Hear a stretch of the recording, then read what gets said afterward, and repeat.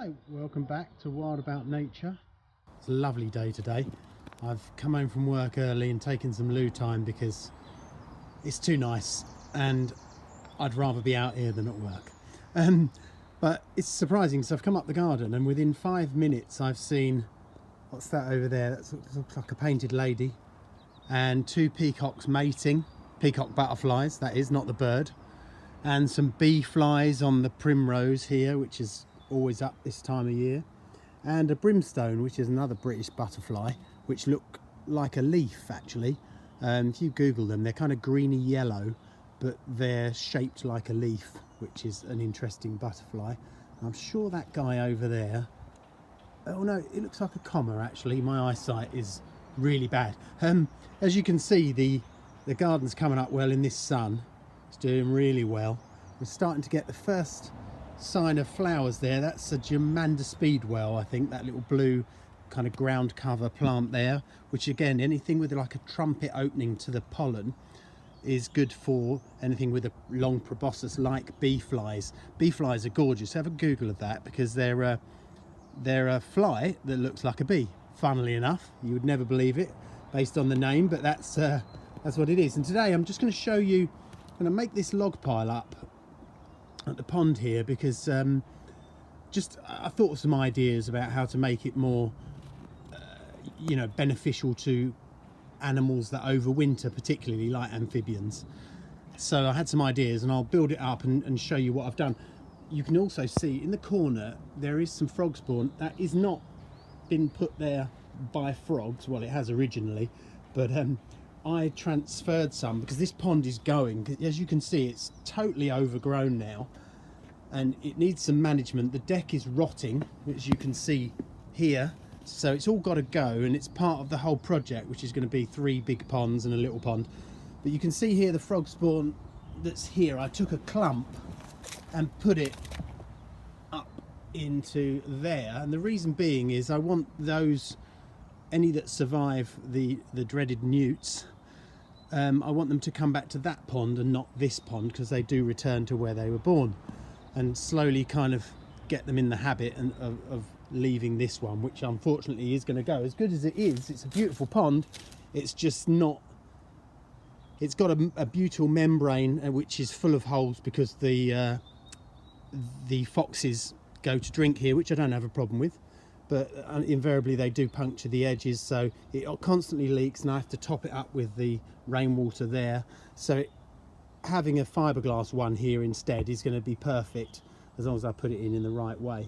So I'm just going to take everything away so you can see how I'm going to do the log pile, and I'll be back with you in a sec. So what I've done here, before I put the log pile down, I've laid a load of flint along here, loosely laid it, not tampered it down, so there's lots of gaps in between and also cavities underneath. The reason for that is, if I didn't know it before, it's especially true now. When I dug this ground out, I found newts good 4, 5, 6 inches down in loose soil underneath flints. Obviously they're waterproof, they protect you from the winter. There's probably some insulating quality as well with the earth on top. But with a log pile, there'll be lots of access to this, and hopefully the newts will, well, they definitely will use it, because unfortunately when I lifted the logs off of here, to show you really, there was a dead newt here, and he was completely dead. It wasn't something I'd done, although I have accidentally killed newts in the past, which is horrible. But so they definitely will use it, and hopefully that will give them somewhere immediately adjacent to the pond to overwinter in. The actual logs themselves, which I'll put on next, are going to provide heat, insulation as well as they rot down. Obviously they are kind of rotting as well, so there is that natural kind of biological process which creates heat. But more than that, they will be great for wood boring beetles, and in particular in England what I really want to get is stag beetles. So I'm putting a wide range of wood down here, from new kind of pine to I think some ash there that's really well rotted, and just a bit of everything really, just to give different species something to eat and live in. The next thing I've done is place these kind of spikes in here. They're just really to hold the bottom of the log pile, and when I show you in a minute, you'll you'll get what I'm doing. Otherwise, because I live on a hill, they will just roll down, and especially as they rot, they'll start to roll and loosen. And that's true for any log pile. As it starts rotting at the bottom, then you do need to build it up and keep it topped up with fresh wood. So I'll get on that now, and I'll be back with you in a sec. So there you go, that's all done. I didn't use all my logs as well, which is good, because I can use those and whatever is left up there to go around the top pond. As you can see, there's lots of little nooks and crannies for newts and amphibians and other wildlife to go into, and it kind of finishes off the pond nice too, which I'm really pleased about, because like I said, it is a slope.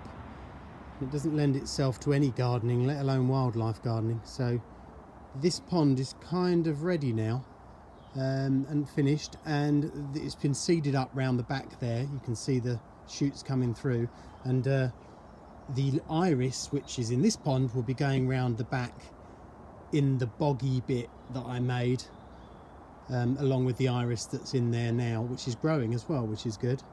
So the next thing I'll do is I will finish off the top pond and put it in, because all the stuff in that pond is going stagnant, which is smelling quite bad.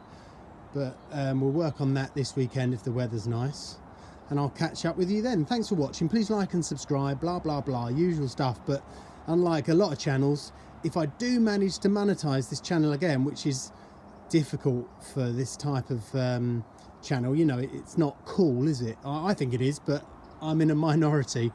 But you know, if I do manage to monetize it again, the money will go to saving rainforests. So anything you can do, you know, to share this channel and watch the ads and get it out there on social media would be really appreciated, because I am 300 subscribers away and about 2,000 hours a year away from getting it monetized again. It's not a, you know, it's not an impossible feat. The way it's going, it should be a year, you know, within the next 2 years, definitely it will be monetized. But it's such a shame when it does go to charity. So anything you can do would be appreciated. Thanks for watching. Oh, there's a brimstone. There you go. And if he stops, I'll try and zoom in so you can see the shape. Oh, look, sod's law, isn't it? He's arse onto the camera.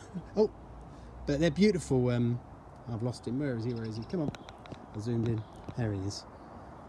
They are beautiful little butterflies. And when they're sitting on things like wild primrose, they can hardly be seen because they're exactly the same colour. Anyway, thanks for watching. Catch up with you soon. Cheers. Wishing you were somehow here again. Wishing